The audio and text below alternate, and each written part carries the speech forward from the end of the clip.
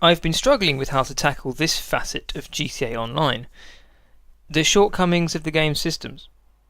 As I mentioned in the last video, I've played a hell of a lot of GTA, so there's got to be something good in there, right? Well, yes, there is. GTA is there, and GTA is good. Great with friends. But GTA Online is really fantastically lacking. So we need some new terminology, really. When I say GTA Online, I'm specifically thinking of GTA Online as a mod for the GTA 5 game. That is to say that GTA 5 is a finished title that, after everything was done on the development of the single player, got an additional separate mod made for it that we call GTA Online. Whew. The base game is excellent. Whether it's the scope of the game map,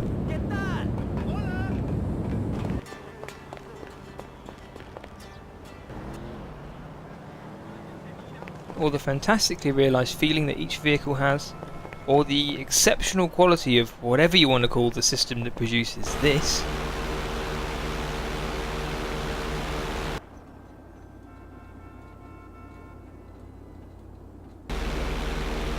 it's a brilliant accomplishment.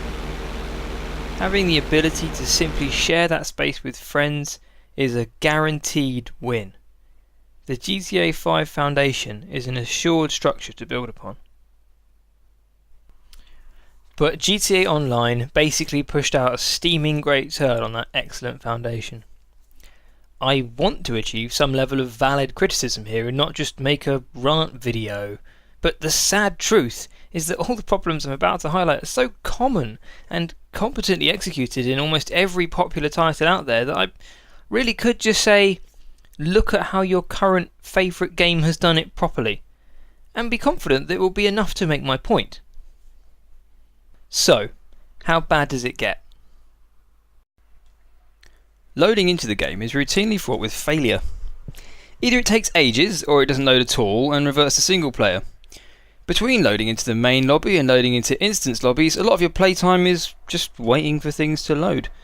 Often, transitioning into a property can be enough to hang the whole process, requiring a restart. It's amazingly frustrating and a huge impediment to enjoying the game. Really, loading is probably one of the worst parts of GTA Online. This 2.5 minute load time you're seeing is not the standard and requires a lot of extra steps to achieve.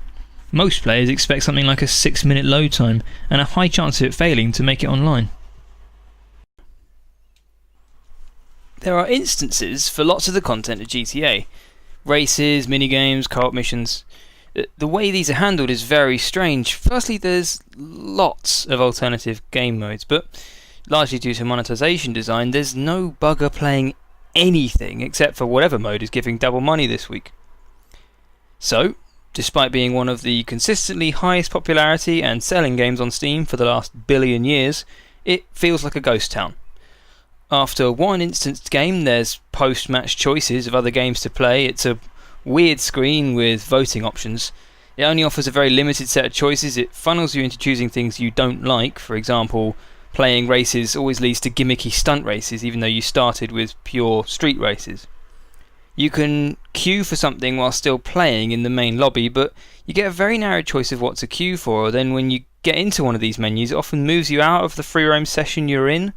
Because of the limited choices, you're likely to be thrown into a lobby with something you don't want to do, but because it moves you out of the free roam session, it will hit you with another load screen to back out.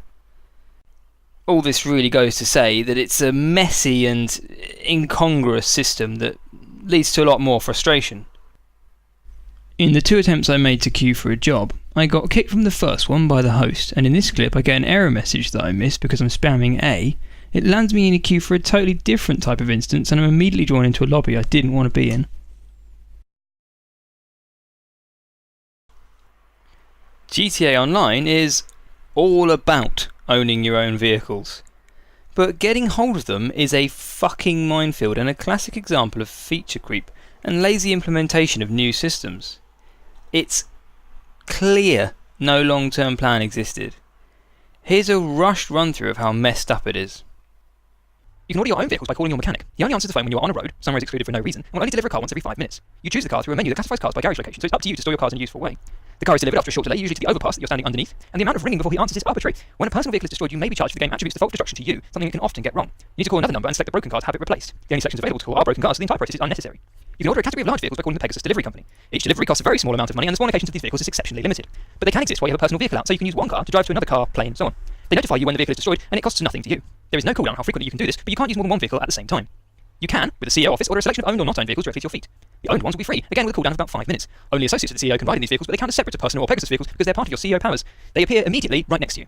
You can use another menu, called the Interaction menu, as part of the Motorbike Club to order any of your motorbikes immediately. These will turn up fairly near to you, and there's a curious bonus that the same menu has the option to immediately return your vehicle to storage. This is a very valuable function because the personal vehicles are limited, in that you can't ask for a new one from the mechanic while you're near your current one. You can't destroy your current one to quickly remove it because it will charge you, so you find yourself becoming an MC president only to remove a vehicle, only to then drop the role in order to continue with the actual vehicle you want. You can also use the Interaction menu to summon hangar vehicles, planes and helicopters. These vehicles count as personal vehicles and spawn at a nearby place suitable for a plane to take off from. The locations are much more numerous than Pegasus vehicle spawns, but the request to have one of these vehicles will remove your current personal vehicle, so any hope of driving your car to get to your plane is not possible. Consequently, I find myself becoming a CEO spawning a helicopter, taking the helicopter to my other helicopter. Upon destruction of any hangar vehicle, you're charged $1,000 to replace it. Same rules as with personal vehicles with a flat fee structure. Then there are special vehicles, a warehouse that is part of the import-export expansion.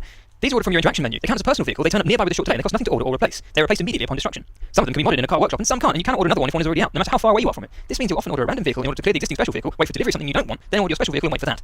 Finally, there are two supersized vehicles in their own category, the Mobile Operations Center and Avenger. You can request these and they'll be placed at a location near you, separate to personal CEO and Pegasus vehicles. They cost nothing to order and nothing to replace if destroyed.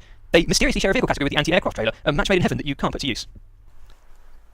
Let me be absolutely clear here. This is utter garbage. This is a completely inexcusable approach to game design. You can see how they have thrown each new vehicle system into the game without a second thought to integration.